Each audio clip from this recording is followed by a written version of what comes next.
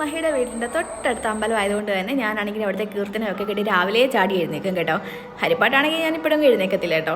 അതിനുശേഷം നമ്മൾ ചായയൊക്കെ ഇട്ടു. ചായ ഇട്ടതിന് ശേഷം ഇന്ന് നമുക്ക് ദോശയും സാമ്പാറും ആയിരുന്നേ. അപ്പോൾ എനിക്കാണെങ്കിൽ പരിപ്പ് നന്നായിട്ട് വേവണം കേട്ടോ.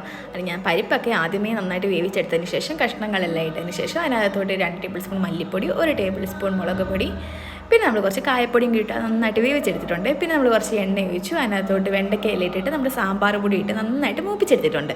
അതിനുശേഷം അതും അതിനകത്തോട്ട് എടുത്ത് തട്ടിയിട്ടുണ്ട്. പിന്നെ നമ്മുടെ കടുകാണെങ്കിൽ വറുത്ത് അതിനകത്ത് അതും എടുത്തിട്ടുണ്ട്.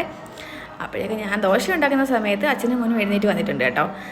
അപ്പം വിഹാനാണെങ്കിൽ എന്നെ ഞാൻ എടുക്കണമെന്നും പറഞ്ഞ് ഇങ്ങനെ വാശി പിടിച്ചുകൊണ്ടിരിക്കും കേട്ടോ. അപ്പോൾ മഹിയാണെങ്കിൽ വിഹാൻ എടുത്തുകൊണ്ട് ഇങ്ങനെ നടക്കുവാണേ. അപ്പോൾ ഞാൻ പറഞ്ഞു എനിക്കൊരു വീഡിയോ ഒക്കെ എടുത്ത് തരാൻ പറഞ്ഞപ്പോഴത്തേക്ക് എനിക്ക് വീഡിയോ ഒക്കെ എടുത്ത് തരും കേട്ടോ.